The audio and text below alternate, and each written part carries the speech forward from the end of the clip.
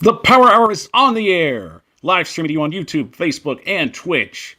Good evening, everybody. Welcome to the Power Hour. I'm your host, Michael Bishop, and thank you for joining me on this Monday evening.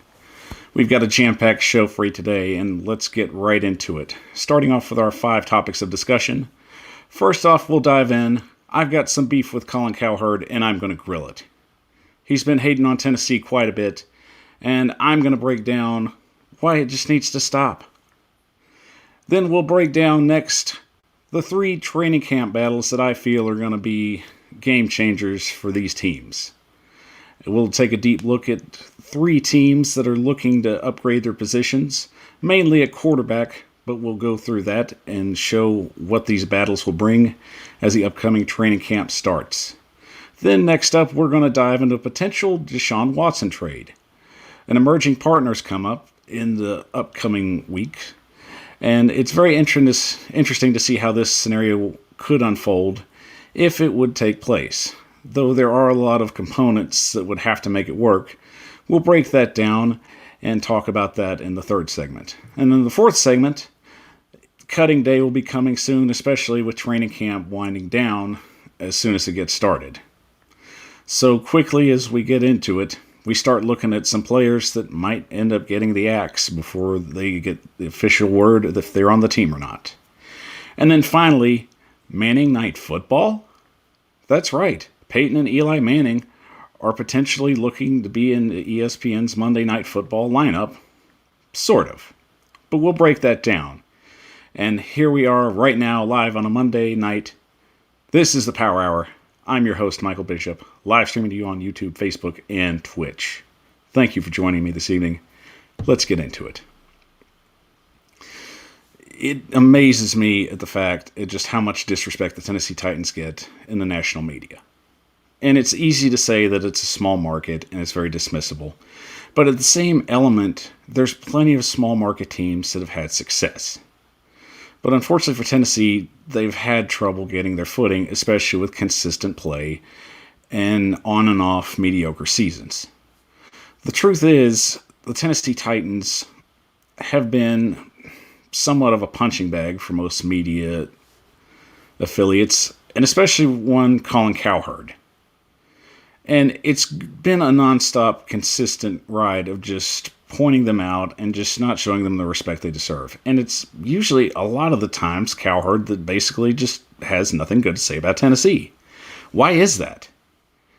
They're always passed over for some certain reason that whenever it's time to discuss who's potentially in the running for winning the division, in recent years it's been either between the Texans or it's been between the Colts. He always seems to favor those teams. And why is that? Even in years where Tennessee has looked like they've had success and can be successful, they get brushed to the side. And I'm going to break that down in a few little bits. And it works out basically like this.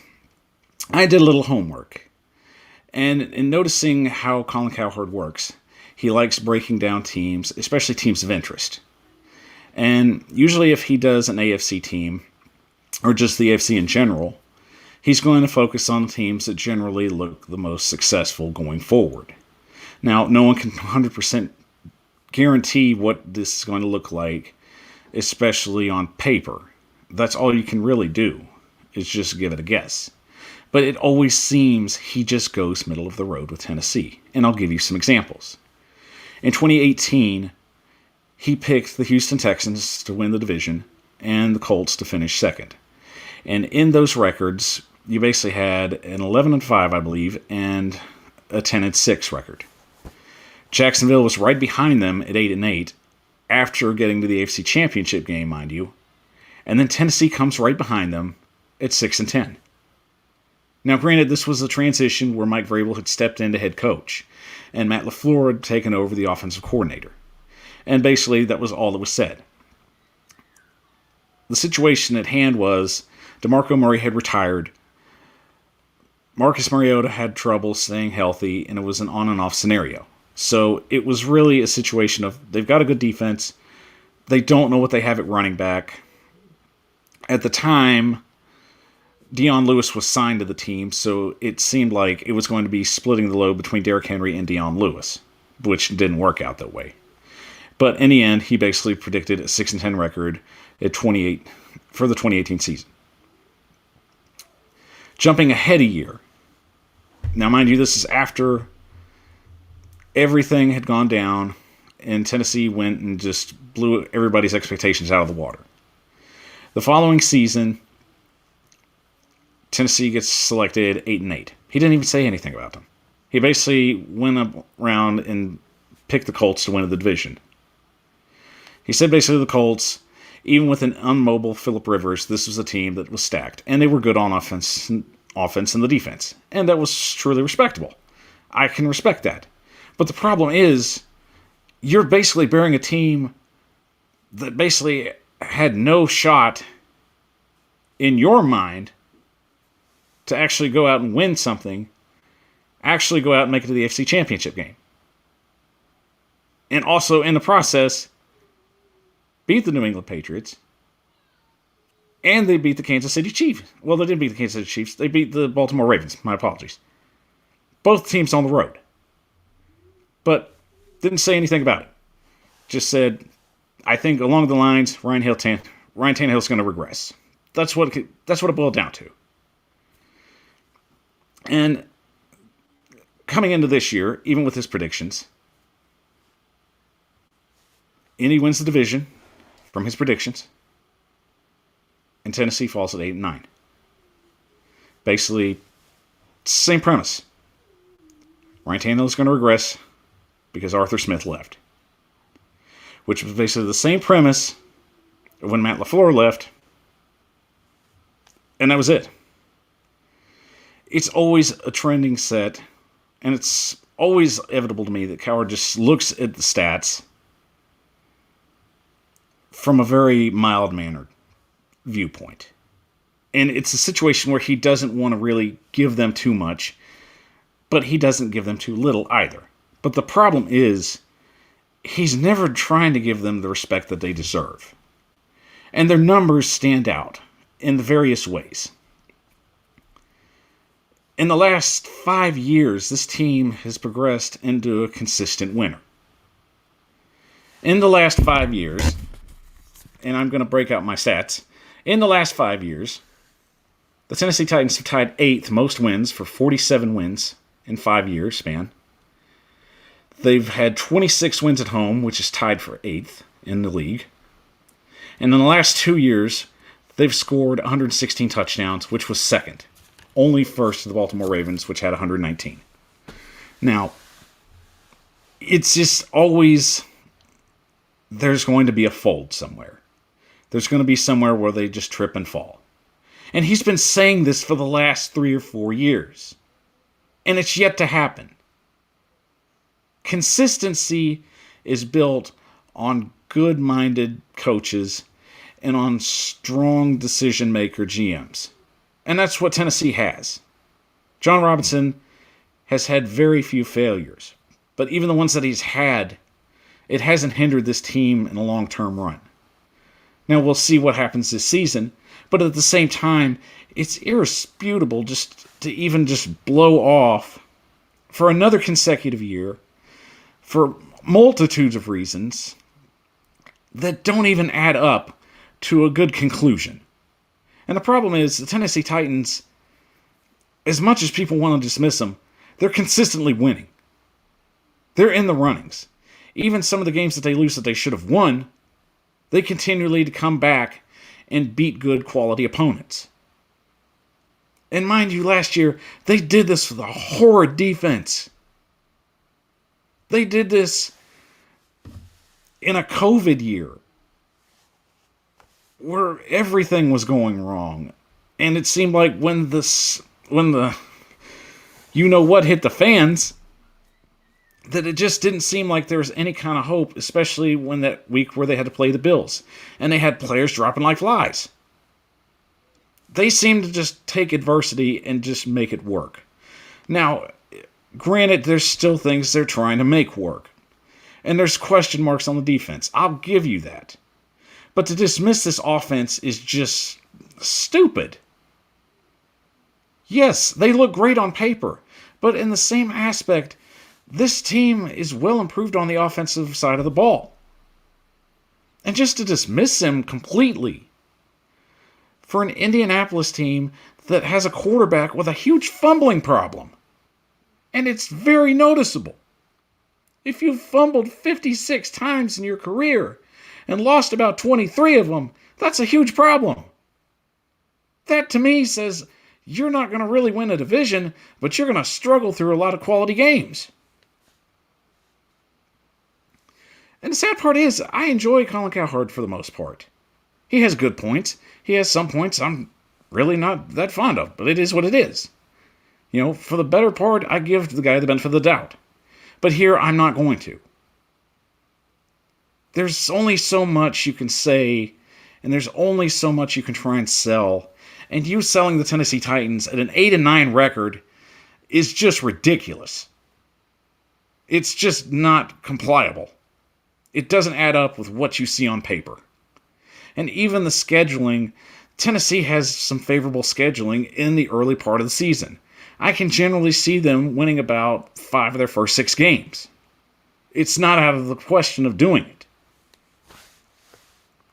I mean, in retrospect, I really feel it's just, once again, find an excuse, put them at 8-8 or 8-9, and it's valuable. And it's not. You have to give more than just change. That they're going to regress because of change. You said the same thing when Matt LaFleur left and Arthur Smith got the helm. Now you're saying the same thing again. I mean, when's it going to happen? It either happens or it doesn't. And for the better part, this team hasn't lost anything of value except maybe trying to figure out if they've got a full-time starting tight end. And I think that they won't really have to worry about that. They've got a lot of great pieces on the offense. They're locked down on left and right and in the slot. They're fine. But yet it's always a question of they're going to regress. The quarterback is going to regress. Ryan Tannehill is going to just show his true side. Let's just be honest. If Ryan Tannehill was just going to finally fall and fold up, wouldn't it have happened already? I mean, it just seems a little redundant to keep trying selling the same sales pitch that's not working. I get it. It didn't work in Miami. Blame Adam Gase for that. Blame lackluster talent around him. Blame timing. But don't try and sell me that another offensive coordinator stepping into the fold and one that understands the system is going to be the problem. It's not viable. You can't keep pushing that narrative. It doesn't work. And it is what it is what this show comes down to. I can say it until I'm blue in the face, but it is what it is.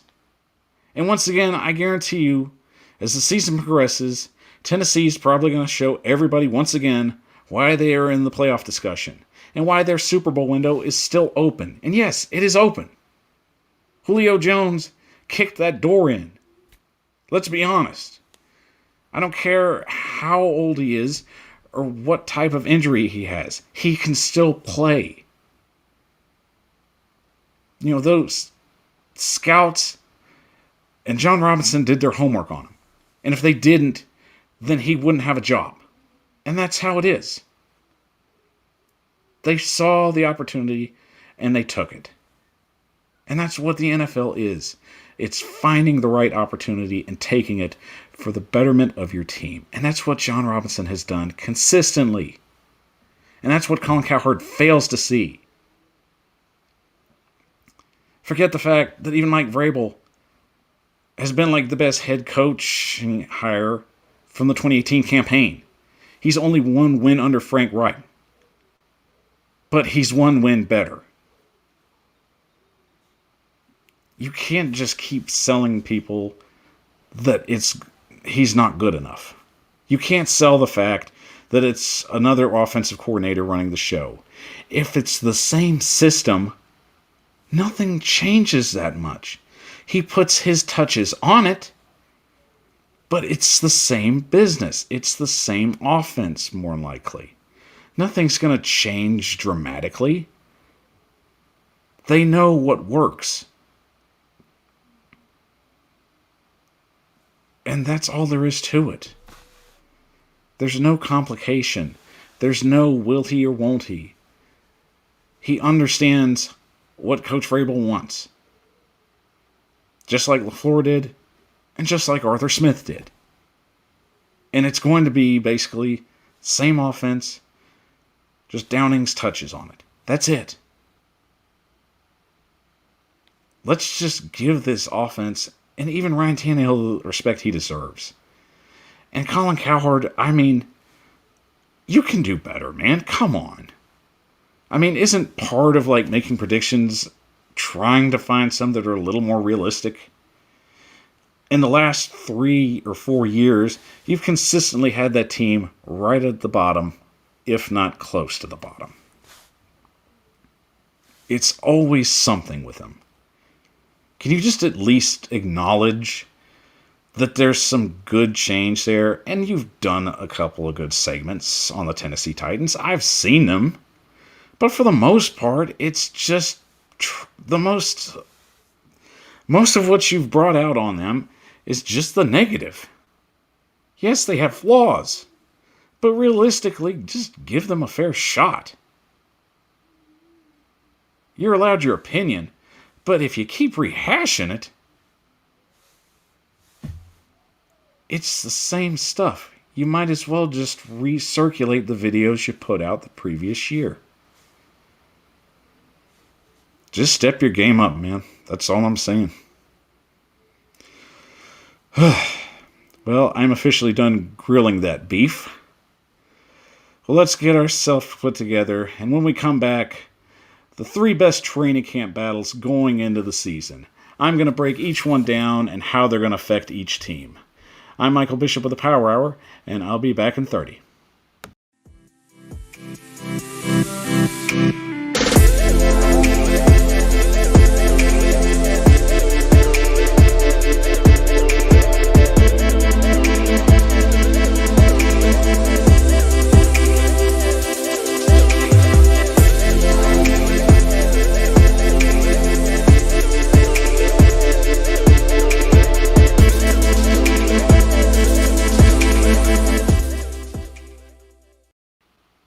The Power Hour is on the air, live streaming to you on YouTube, Facebook, and Twitch. I'm your host, Michael Bishop, and thank you for joining me on this Monday evening. We had a first burn of the evening, and it just felt good to get that off my chest. I've been sitting on it for a week, and I feel a lot better. I had to vent. Thanks for listening. But it's always great to have you here. Once again, the show continues to grow because of you, and please don't forget, like and subscribe today. You love the show, help it grow. The name of the game is to bring a better Tennessee Titans fan experience for you and bring you NFL scores and highlights and news of interest. That's what I'm here for. So we'll bring it up and get it going. All right, going into segment 2. I've got 3 training camp battles that I feel is going to be very intriguing. And the first one I'm going to bring up is, of course, the Chicago Bears. And it's going to be between Andy Dalton and Justin Fields. And this, to me, it's a battle of, is experience or the fiery rookie going to sway the coach's decision? And while the Bears have been very mum on their decision, they just seem to be going in the direction of Andy Dalton. But a lot can change in a training camp, There's always something that'll move the narrative, and there's always something that'll get the coach's attention. Generally, I feel it's in 3 points. First off, it's in the leadership role. Who's going to emerge in the locker room and on the field as the field general, which is basically the quarterback's job. At this point, the Bears have to figure out who's going to go out and command respect. And it's really going to boil down to who's got the swag? it's really just that situation. They need to see which guy's going to come in and just get everybody together and give them not only the best opportunity to win, but to bring that winning environment and that winning mindset into the locker room. So, looking at it from now, Andy Dalton's been in the league 10 years. And with the Cincinnati Bengals, he's been on and off. There's some years he's been really good, and then there's been some years he's been just blah. Mostly in the last couple of years with the Cincinnati Bengals, he was pretty forgettable. And it was unfortunate, because at times you really felt he was just kind of like waiting for that big game to just get him off his feet and get him to the next level. And it just never happened. And really that happens with a lot of good quarterbacks. Sometimes they end up being in a starter role for a long time, and eventually they just kind of just fizzle out. And it sucks in that way for Andy Dalton. Because it seemed like he had the tools, but it just didn't go the way he needed to. And sometimes in the NFL, it's all about timing. And it just never clicked for him. But on the other side, after being with the Bengals, he ended up staying last year with the Cowboys as a backup. And for the most part, it was really just very forgettable, if I'm being honest. Stat-wise, his numbers weren't that great. He just didn't have a lot of big games, and it was really just a mess. If it was any kind of situation he had to sell himself, he didn't do himself any favors. And that was just really the sad part of it. Because he could have had a chance of trying to get into with another team, maybe in a starting role where it was a little more unquestioned. But even when the Bears pulled the trigger and got him, which was almost the consolation prize for missing out on Russell Wilson, no one was really jumping for joy. I mean, Andy Dalton is like getting that Happy Meal prize that you didn't want in the first place. You know, you see the ones on the board that get you excited, and then you see Andy Dalton on there. It's like, oh, I hope I don't get that. And as soon as you open it up, you got Andy Dalton. But in retrospect, Andy Dalton with the Bears seemed like that was going to be the lock-in narrative. And many a Chicago fan voiced their displeasure. They were already giving up their season.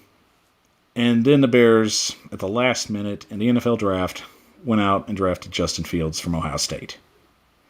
And everything just became wide open after that.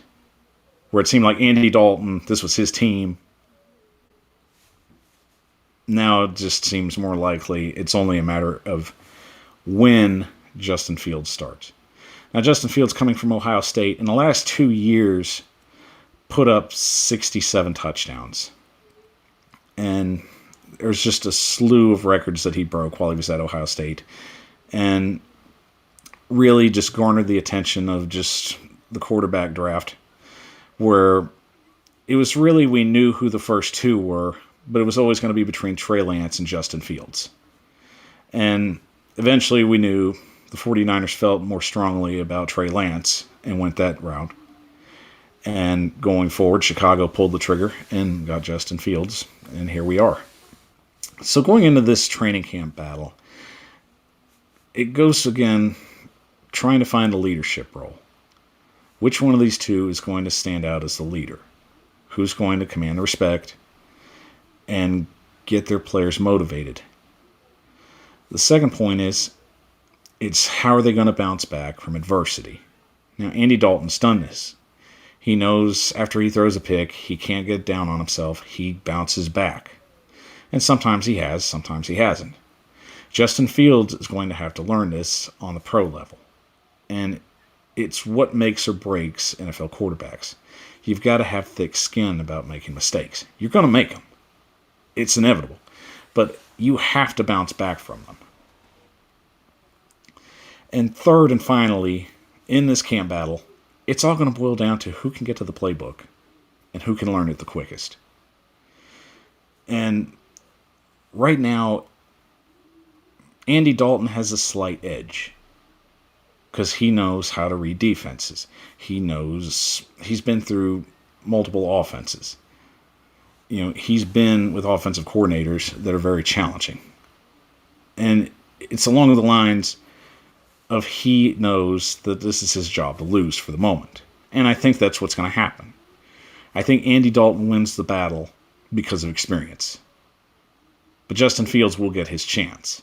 It's all going to depend on if Dalton can hold his own through the season. And I think we'll see probably about maybe what the Bears are going to be in about a 5 or 6 game span. And if they're struggling between 5 and 6 games, then I guarantee you they're going to give Fields an opportunity to play. So I think with the Bears, Andy Dalton's going to be your starter. So our second battle coming up, another quarterback battle, will be between the New Orleans Saints. And that's Tam Hill and Jameis Winston. And we all knew when Drew Brees left that it was going to come down to these two. And who is Sean Payton going to have the most faith in going forward with the system? With Hill, he was about 3-1 as a starter. So he showed promise, especially when Drew Brees went down earlier in the season. He has some good mechanics. He can get the ball down the field. And he's very quick. So that helps his cause. But I think the biggest thing I have with him is he ready to just handle this responsibility on a full-time starting position. That's where you have to really just look at these guys. Now, yes, he knows the system. Yes, he's been able to make plays. The biggest question I have is, can he do it in a 17-game schedule? And he's really got a fairly tough schedule to go against. This isn't going to be a cakewalk by any means. But on the other side, you look at Jameis Winston. Now, Jameis Winston is 32-44 for his whole career. And in that aspect, Jameis Winston has been a middle-of-the-road quarterback. We don't know what Sean Payton can do with him yet. And that's really what everybody's going to be keeping an eye on. Experience-wise, would say Winston would be the guy. But in this instance, I feel Hill's the guy that Payton should go with. He's had early success, and while Winston has a good arm, he makes bad judgment calls. And that just shows on all kinds of film. When you have about a 30 touchdown season and a 30 interception season, you're pretty much middle of the road. So in that aspect, I think Hill's going to be the guy that Payton taps and gives him the starting job. I think Winston's a good backup, and I think that's what Winston should be. So really along the lines, Hill gets the starting job. That's all there is to it. And then finally, for our final training camp battle, and it's another quarterback battle. And these are some of the interesting ones. I always felt that, it's always between quarterback, running back, and sometimes defensive ends and corners. That just usually is some of the best training camp stuff. Occasionally linemen come out, but I just feel those are your main sellers. Definitely quarterback as well. But the final and third team is the Denver Broncos. And you have Teddy Bridgewater, and you have Drew Lock.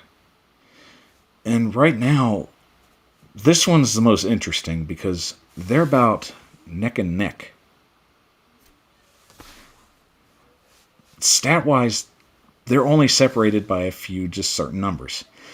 Bridgewater has thrown for 3,733 yards, 15 touchdowns, 11 interceptions, and has a 69.1 completion rate.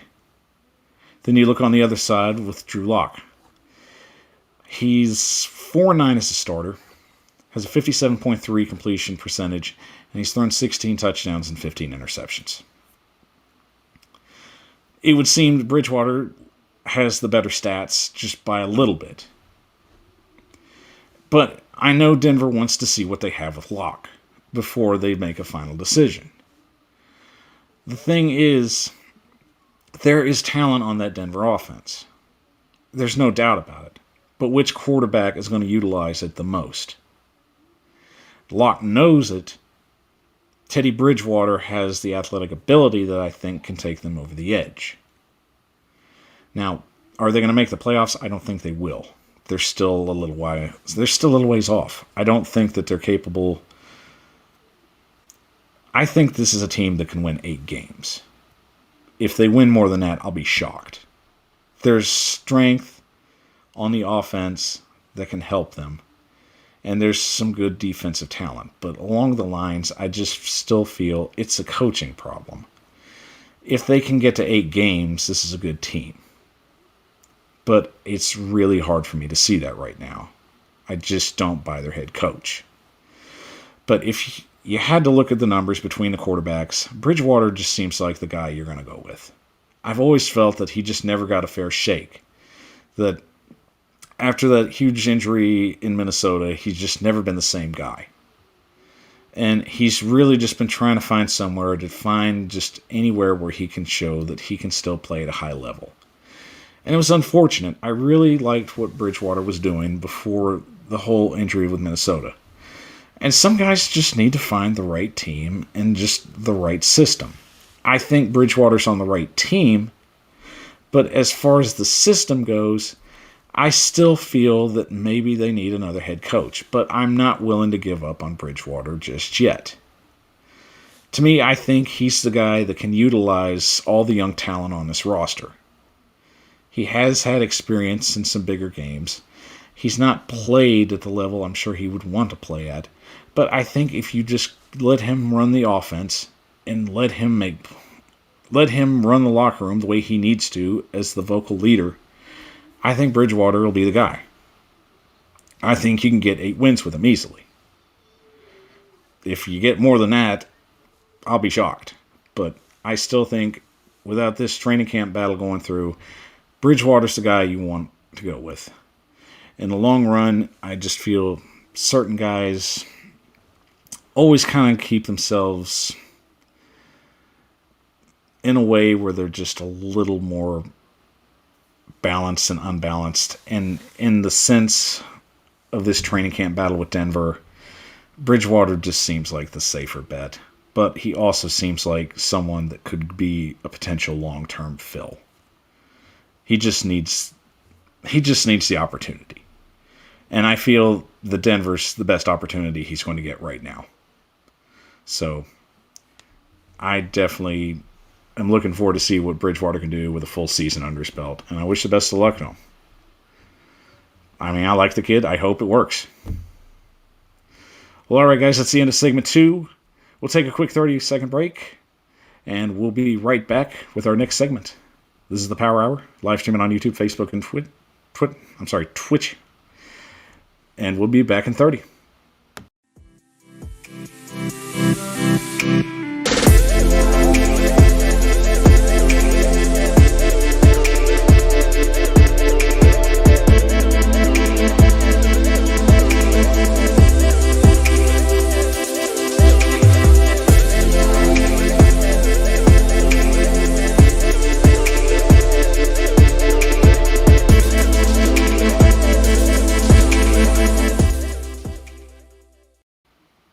The Power Hour is on the air, live streaming to you on YouTube, Facebook, and Twitch.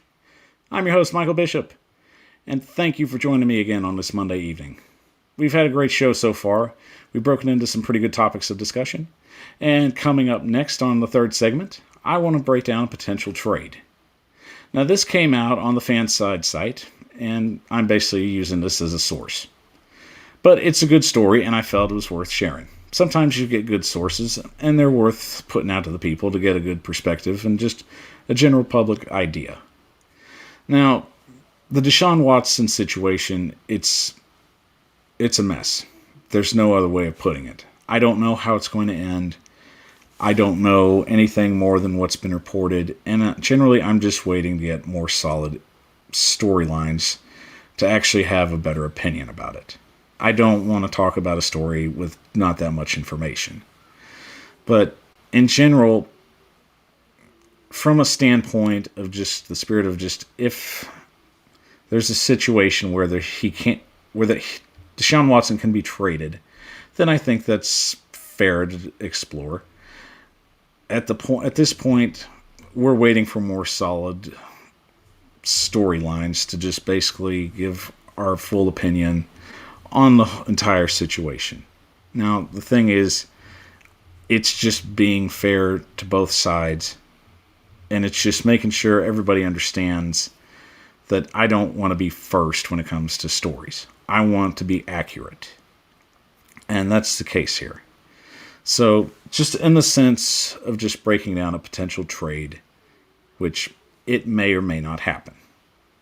It's a scenario at the best right now. And I think doing a scenario at this point is fine. It's just basically saying it's a possibility if the Houston Texans wish to make the move. So, like I said, it's a scenario of where we're just breaking this down just as a possibility and nothing more. It's not me trying to say I'm trying to advocate a story of someone's innocence at this point. It's just me just breaking down a potential scenario story. And at this point, it's just, I want the official story to be real, and when it comes out, I'll give you all the facts about it and nothing but the facts. But this is just us breaking down just a what-if scenario. That's it. But this came from Fanside, and basically they said, if a Deshaun Watson trade was possible, and going forward, there's only one team at this point that would really be worth pulling the trigger for. Houston wants a lot if they were to make that trade. And there's no question about it. But what team would be able to pull that trade off? And Adam Schefter came out and said that it would be Philadelphia. Philadelphia at this point has the best assets, and they would be very capable at this point to pull off a trade with Houston. And Howie Roseman, the GM of Philly, is very aggressive in the sense of doing things business-wise. He wants to make a deal that will make headlines. That's very evident, especially for the fact that they pulled off a trade with the Browns to move up and get Carson Wentz. Philly likes getting attention. They like going out, and they like just dashing the hopes of everybody in the NFC East. They love the role of spoiler. That's what Philly's known for. Now, I do think if this was possible, and if this could be pulled off, that this would be a very, very intriguing trade. Now, Fanside basically broke down a scenario of what they would trade to Houston in order for this to work. And I'll let you decide if it's too little or if it's too much. And you can comment if you're watching the show and just let me know. Just say it's too much to give away, or it's just right, or it's too little. But I will give you the trade right now. And here's the trade goes. The Eagles would get Deshaun Watson, and in exchange, Houston would get Jalen Hurts. They would get the 2022 first-round pick they have from Miami. They would get a 2022 first or second-round pick from Indy. Now, there's stipulations in place to how Indy finished the season. And depending on how they finish, Philly could end up with a 1 or they could end up with a 2. So that's on the table. And then finishing it out, Houston would also get a pick for 2023 in the first round.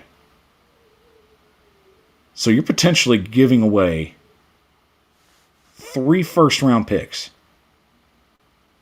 and Jalen Hurts and an opportunity for Deshaun Watson. Now, the only thing that this is comparable to was back when the Rams made that deal with the Washington football team. And the Rams basically fleeced them. And this would feel to me the same situation.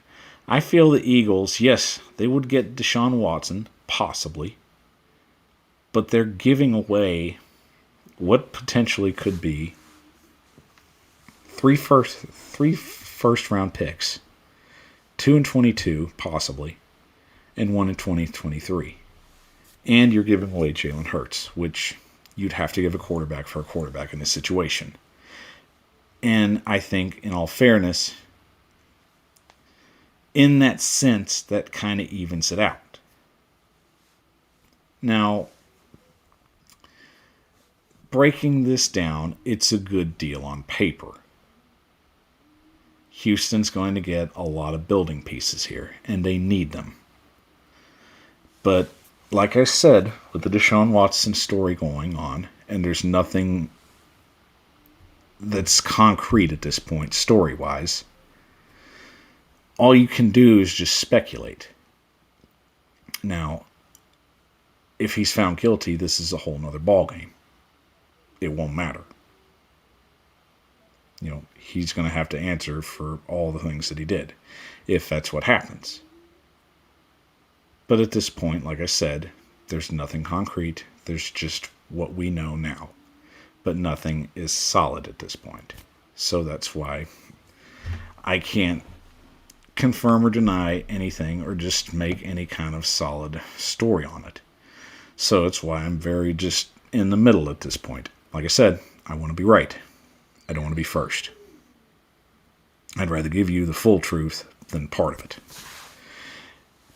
But in the sense of this scenario, you have to think the Eagles are giving up a lot to land another player that they feel could possibly extend maybe winning the division and maybe taking a deep playoff run, which it's hard to say what you have with Deshaun Watson right now.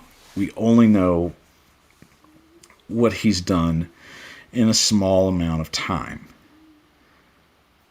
Now, it's really relevant, especially to this case for Houston, that they need as much help as they can get right now. They have a lot of holes, and Houston is going to be in the cellar of the league for probably maybe 3 or 4 years. But if they could get a trade like this, if it works out, Houston would definitely build themselves and elevate their team at a very quick pace if they can find the right players with those picks. So for the Eagles, it's a scenario where short-term success, short-term gain. You're giving up a lot for a guy that has been very solid for the most part, but you still want to see what he can do going forward. And if you're the Eagles, it's worth a trade if you feel that it's going to improve your chances of winning the division and making the playoffs in a deeper setting. So I think, in the sense, Houston wins this deal, hands down. But the Eagles, I feel, definitely get to be in the conversation with winning the division right along with the Cowboys and Washington. And it makes it for a more intriguing division. To me, if that trade happens, then the NFC East gets a little more interesting. I mean, especially with the fact Dallas is looking to rebound. Washington has an amazing defense, but they're still trying to work the offense out. And Philly would definitely be right in the conversation with all that. So I think it works for both sides, but Houston's going to get the benefit of the doubt and clearly win this trade. Houston needs to win now. Houston needs to start rebuilding mode now. And Philly has the pieces to fill in this puzzle. So go for it. You have nothing to lose if this is able to take place. But like I said, all in all, right now, it's a scenario. We'll just have to wait and see what happens with the Deshaun Watson situation right now. But if this was a possible trade, this would definitely be the trade that Houston would need to pull off. This would be the one that would matter for the long-term success. Well, all right, guys. That's the end of our third segment. We'll take a quick 30-second break, and when I come back, the NFL vets that look to be getting cut, we'll see. This is the Power Hour with your host, Michael Bishop. We'll be back in 30.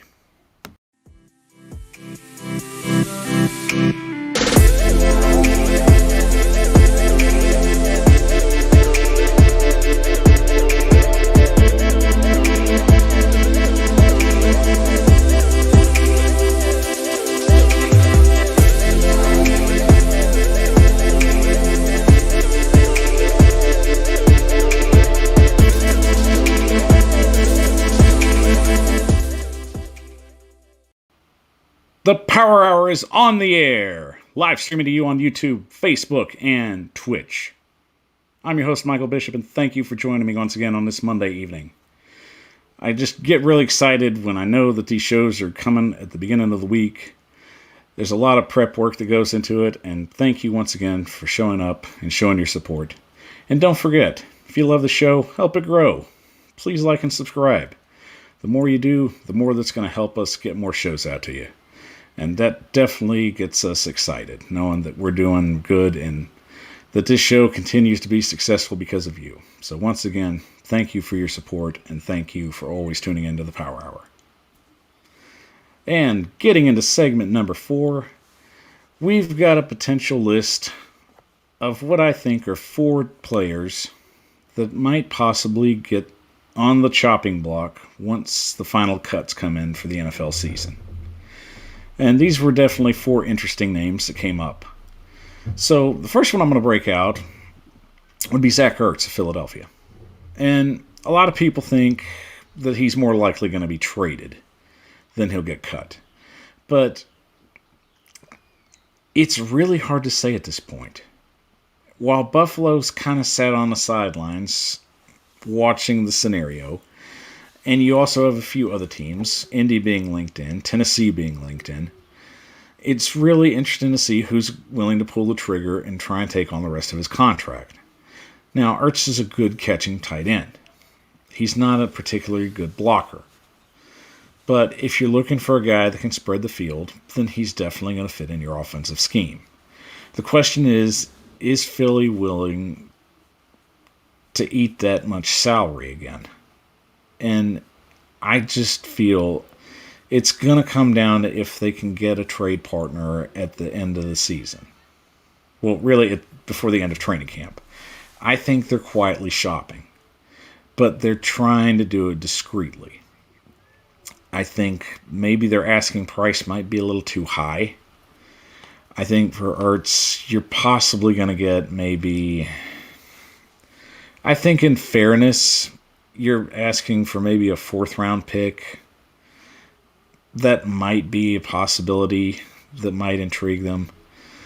Because Ertz, I don't feel, is going to garner a lot of high picks. I think maybe you could get a 4th, a 3rd even, maybe. You're not going to get a 2nd, and you're certainly not going to get a 1st-round pick. Let's just be honest. He's a good player. He's not game-changing good. He's moved the chains good. He's not go win the game good. And in that sense, I think Philly's trying to get game-winning draft pick prices for him. And that's not going to happen. So if you're Philly, it's really going to boil down to get the trade done or cut him. And it's a 50-50 at this point, but he could be cut. It wouldn't surprise me if he does get cut, because I think a lot of teams are kind of just sitting and waiting to see if Philly actually does this. But it's just one of those things. We'll see. I do think in the end, I think Ertz will probably be cut, because I think teams are really just going to try and play the waiting game with Philly. And that would be unfortunate for Philly, but you have to just understand Philly's not going to get what they're really looking for. Most teams really don't.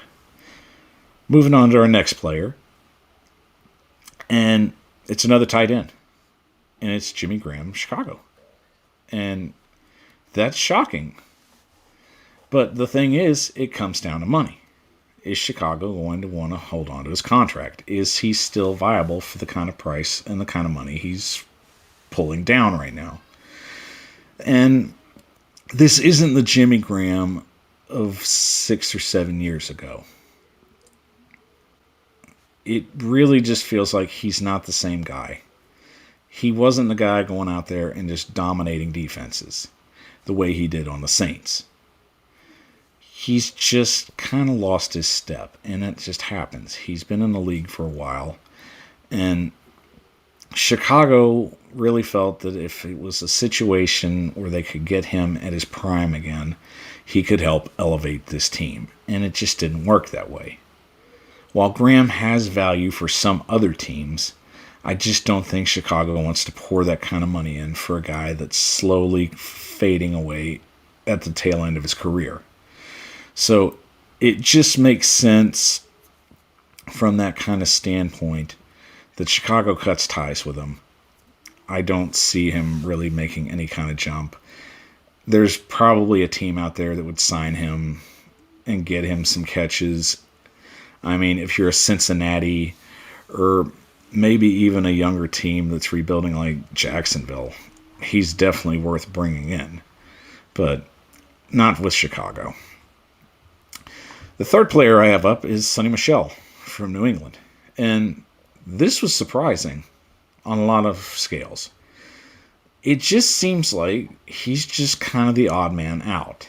And in Bill Belichick teams, that's just the way it works with running backs. They generally tend to just move away from guys, especially when it seems like they're starting to just drift off from their numbers in previous years. And it's unfortunate because Sonny Michel was like just a firecracker starting out. He exploded and people got excited and he was making plays left and right. But unfortunately, he's kind of just not been that same kind of guy. And a lot's happened since then. Generally, since the fact Belichick likes rotating running backs. That happens a lot. Sometimes he just finds a guy that works better in certain circumstances and in better defensive schemes that they're matched up against. And for a guy like Sonny Michel, I just feel like he's going to end up getting cut. But believe me, there's going to be teams lining up for him.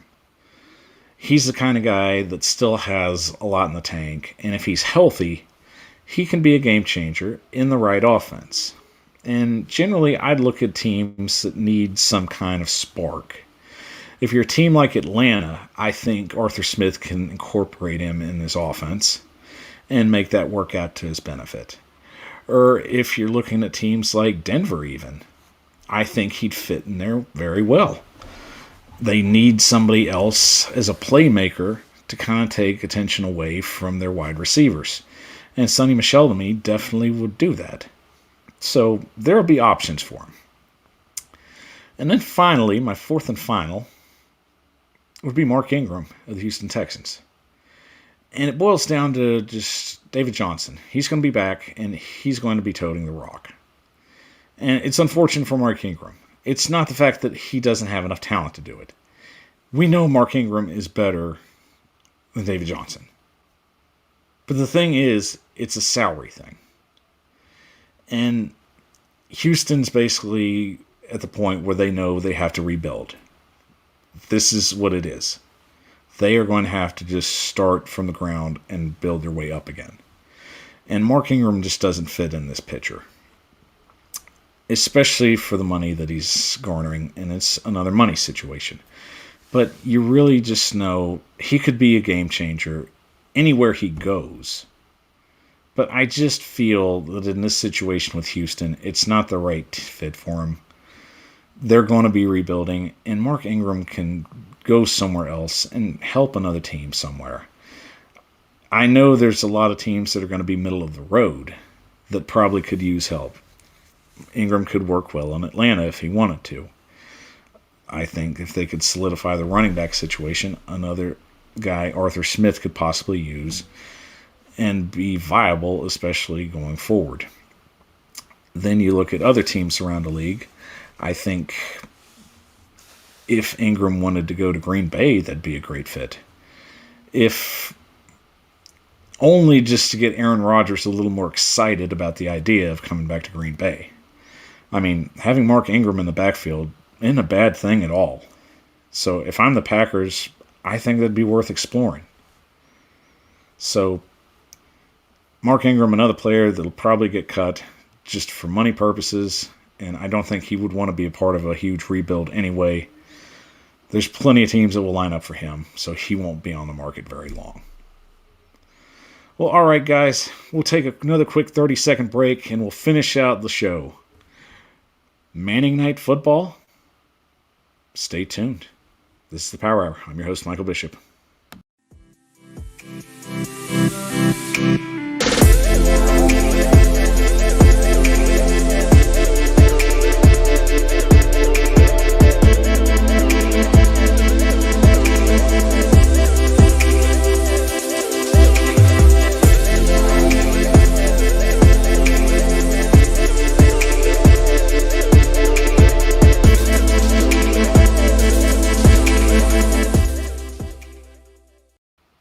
The Power Hour is on the air, live streaming to you on YouTube, Facebook, and Twitch. I'm your host, Michael Bishop, and thank you for joining me this Monday evening.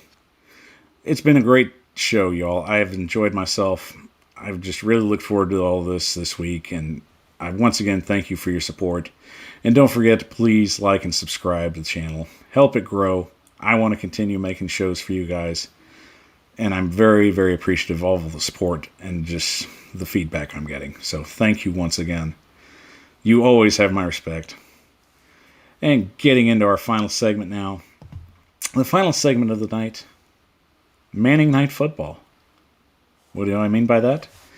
Well, it is reported out that ESPN will be bringing in Eli and Peyton Manning. And they will be doing a Monday Night Football megacast on ESPN2. And what's that, you say? Well, basically how the format will go, it'll be almost like a Zoom-style broadcast. They'll be on ESPN2. They will have guests of their own, maybe even special commentators. But from what ESPN reports, that it will be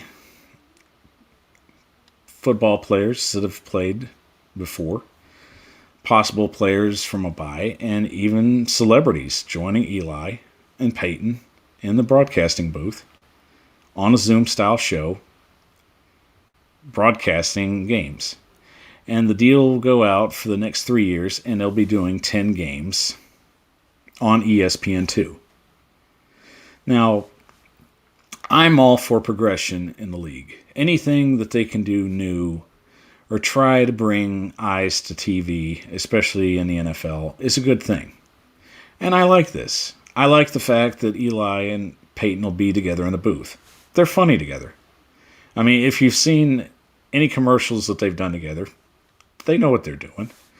They've just got very good salesmanship. And I think they're not going to take themselves serious, and that's fine. They both understand the game. They both can break the game down for people just to understand and not feel talked down to. But you feel you're walking away more educated. So this, to me, it's a great idea just in the sense of it's something new that I think can work with the right people, and I think ESPN picked the right guys. I feel they're charismatic, they're funny, people can relate to them. They've always had likability. Eli and Peyton have always been liked. And it's really hard to find a lot to hate about them. Especially if you're if you're a New England fan, I'm sure there's a lot. It is what it is. But I think just from a general standpoint of getting people excited about some potential Monday night matchups, and that they're going to be doing this for at least the next 3 years, it gives people a way to get comfortable with it. And that's part of just the innovation of the NFL. It's finding new ways to engage the audience. One of the most successful things that I think they did up to date was this previous playoff game when Nickelodeon hosted it. And I thought it was great because it was engaging. It talked to the fans and it didn't talk down to them. So it was something new, it was something fresh, and people generally liked it. And I liked it. And that's something the NFL needs to keep in touch with. Keep reaching out to the fan for today, and especially in a media market where there's a lot more ways to view games. Make it more available. That's how you set yourself aside from everyone else. And in that sense, the NFL can continue to do that, and they can continue to stay on top if they're willing to ride those trends. And I think this is a trend that'll stick. It's very favorable. It gets people excited about the idea of football, and it puts two familiar faces that haven't been away from the game that long. Everybody still likes Peyton Manning for the most part. Everybody still likes Eli.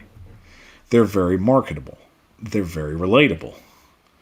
The funny thing is, I think that them sitting in a room together, you're definitely going to get some digs at one another, and I think that's going to be great.